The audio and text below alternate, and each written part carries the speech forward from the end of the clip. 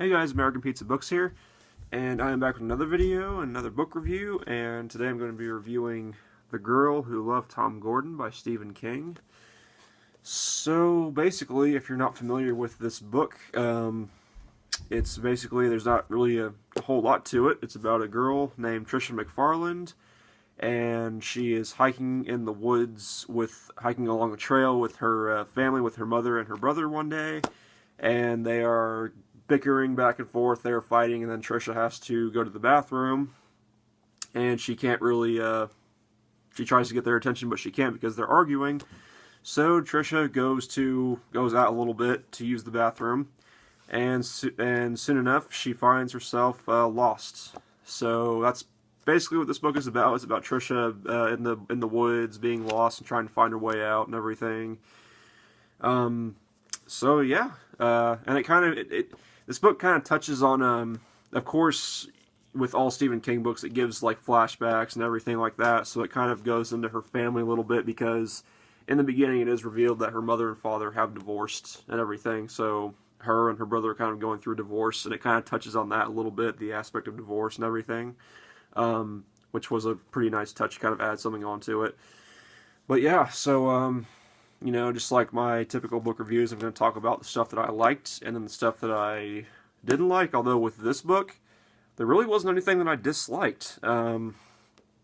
So the plot, it doesn't seem like it would be anything special. It seems like it would get boring, but it really didn't, because Tricia encounters a few things along the way, and there's even like a kind of, it's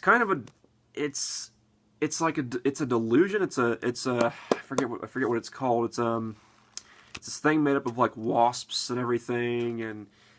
That's the wasp monster or something like that. This entity that's like following her and everything. And there is something constantly following her in the book. There's something following Tricia, and it's only a matter of time till it catches up to her. So that suspense is constantly going. And on top of, you know, other things probably being after her, like bears and stuff like that. And you know, you see her because she obviously takes some spills along the way and everything, so she gets kind of roughed up in the forest, in the woods, and we see her kind of battling with hunger and thirst and everything and like that. And even at one point, you know, Tom Gordon is in the name, and it's kind of explained that her and her dad kind of have this bond over baseball. They both really love baseball, and her favorite player is Tom Gordon, and eventually along the book she starts seeing Tom Gordon, and he's kind of like a guide to her and everything, and it's really kind of cool and everything. He's kind of there with her, even though he's obviously a delusion, but he's still there with her, and he kind of serves as kind of a, like I said, a guide and everything. So kind of like a guardian angel almost, even though obviously Tom Gordon is alive in the book, but everything. Please ignore the cats in the background. But yeah, so that was pretty cool. So basically just the good stuff, just the characters, as usual. The characters were really good. Usually Stephen King goes all out with his characters in his books. He develops them really well and everything. And, you know, I was really rooting for Tricia in this book.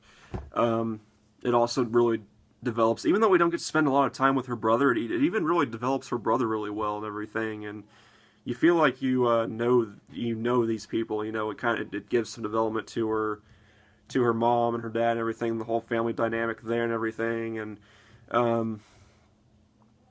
yeah, so the characters are good. The plot, like I kind of explained, you know, it seems like it would be a plot that would get boring, but it doesn't. You know, Stephen King, and the way he handles it and the way he writes it, it keeps you on the edge of your seat, and it keeps you wanting to read more and everything.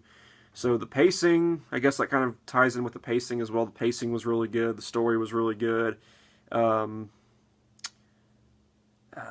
writing, I mean, it's Stephen King, so you know you're gonna at least get some pretty decent writing. The writing in here I felt was pretty good. Yeah, I mean, there wasn't really anything that I disliked really, except there was one thing.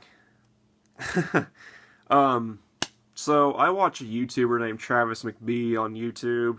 and he's actually a writer himself, and he's done book reviews in the past, but mostly he does like writing tips and everything, like tips for writing and stuff like that, and other different types of videos. But I think it was in his Stephen King book collection, he was kind of talking about each book individually, and he brought up this book when he got to it, and he pointed out, I guess you could call it a plot hole, but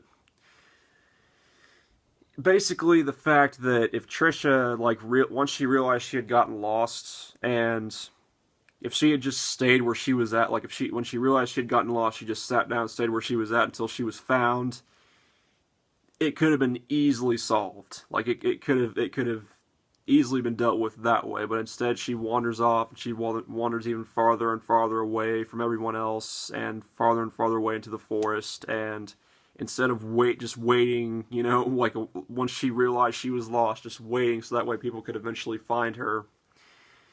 So it's like kind of a logical error, but I mean, like,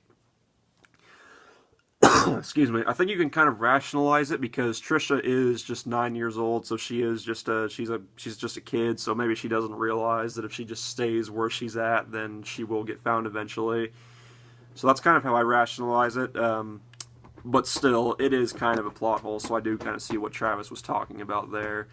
So yeah, when I realized that, I was like, yeah, so, okay, that might be a flaw, but really, other than that, I felt like it was a really good book. Good characters, good pacing, good storyline overall, and yeah, and plus, it's not really a big book at all, as you can see. This particular copy clocks in at like 306 pages, so it's not a long book at all. It's a fast read. So I'd recommend it, you know, if you're looking for something relatively short to read, and, you know, I'd suggest picking up The Girl Who Loved Tom Gordon by Stephen King. So, or even if you're going to start off with Stephen King, if you haven't read Stephen King before and you want to start off with a book of his, I'd recommend this one. Just my opinion. But yeah, so that's been the review for The Girl Who Loved Tom Gordon, and that will be it for this one. So I'll talk to you guys later. Peace, have a good day, and keep on reading.